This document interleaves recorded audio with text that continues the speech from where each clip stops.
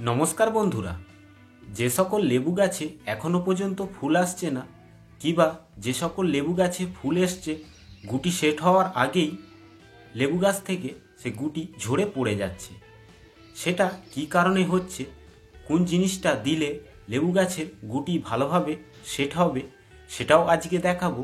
আর যে সকল লেবু গাছে এখনো পর্যন্ত ফুল আসছে না, কি করলে সে সকল লেবু গাছগুলিতে গাছ ভর্তি ফুল আসবে, অবশ্যই সেটাও আমি আজ এই ভিডিওতে দেখাবো।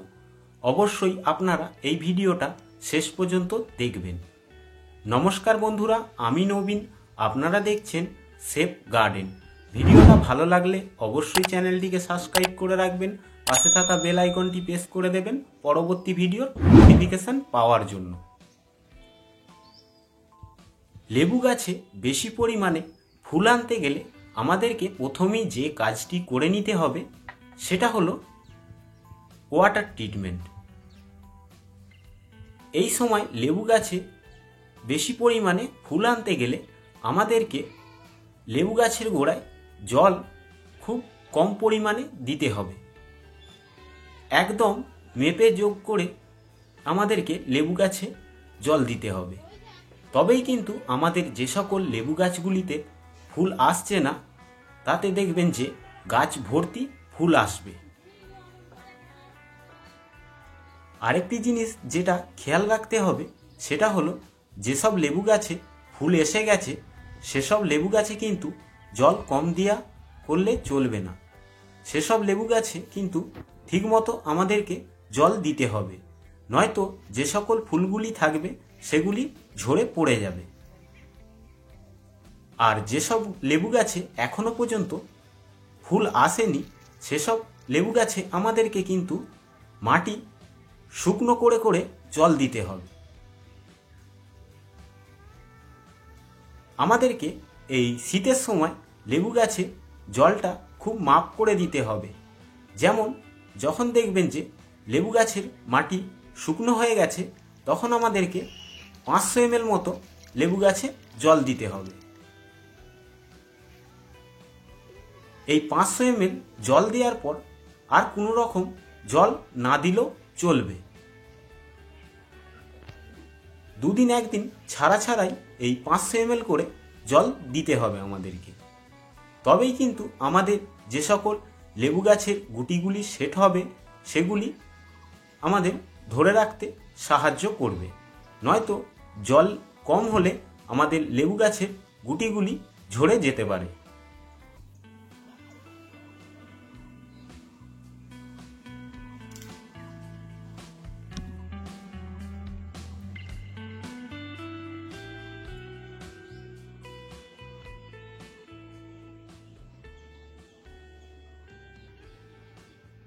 এরপর যে জিনিসটি দেয়া দেখাবো এটা আপনারা বাড়িতে বিনা খরচায় বানিয়ে নিতে পারবেন।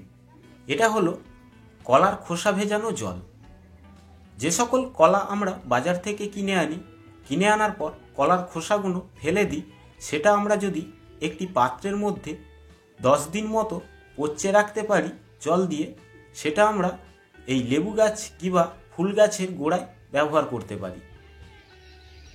এই কলার খোসার মধ্যে কিন্তু পটাশিয়াম প্রচুর পরিমাণে পাওয়া যায়, তার সাথে ক্যালসিয়াম, ম্যাগনেসিয়াম এ সকল জিনিসগুলি পাওয়া যায়। এই কলার খোসা ভেজানো জল কিন্তু আমরা যে কোনো গাছে ডাইরেক্ট ব্যবহার করতে পারবো না। আমাদেরকে যদি গাছের গোড়ায় ব্যবহার করতে হয় টবের মাটিটি ভালোভাবে শুকনো করে নিতে হবে। করে নেওয়ার পর আমরা টবের মাটিতে এই কলার খোসা ভেজানো জলটি দিতে পারবো। তবে এই কলার খোসা ভেজানো জলটি মিনিমাম 1 কাপ কলার খোসা ভেজানো জলের সাথে 500 ml মতো জল আমাদেরকে মেশাতে হবে। মিশিয়ে তবে আমরা গাছের গোড়ায় প্রয়োগ করতে পারবো। আমি এখানে 500 ml মতো জল নিয়েছি, নিয়ে গাছের গোড়ায় দেওয়ার পর আমি কলার খোসা ভেজানো জলটি গাছের গোড়ায় দিয়ে দেব। আপনারা চাইলে যে কোনো পাত্রের মধ্যে 500 ml মতো জল নিয়ে আর 1 কাপ মতো কলার খোসা ভেজানো জল মিশিয়ে গাছের গোড়ায় দিতে পারেন। আমি এখানে যে কলার খোসা ভেজানো জলটি রেখে দিয়েছিলাম সেটা আমি 1 কাপ মতো এই গাছের গোড়ায় দিয়ে দিচ্ছি। অবশ্যই আপনারাও এই কলার খোসা ভেজানো জল সপ্তাহে একবার করে যে কোনো ফুল গাছ কিংবা লেবু গাছের গোড়ায় দিতে পারেন। লেবু গাছের গোড়ায় দিলে যে সকল লেবু গাছের গুটি ঝরে যাওয়া, ফুল না আসা, এগুলির সমস্যার সমাধান আপনারা পেয়ে যাবেন। অবশ্যই ভিডিওটা এই পর্যন্ত। ভিডিওটা দেখে যদি ভালো লেগে থাকে একটি লাইক করে দিয়ে যাবেন, চ্যানেলটিকে সাবস্ক্রাইব করে রাখতে ভুলবেন না, পাশে থাকা বেল আইকনটি প্রেস করে দেবেন পরবর্তী ভিডিওর নোটিফিকেশান পাওয়ার জন্য।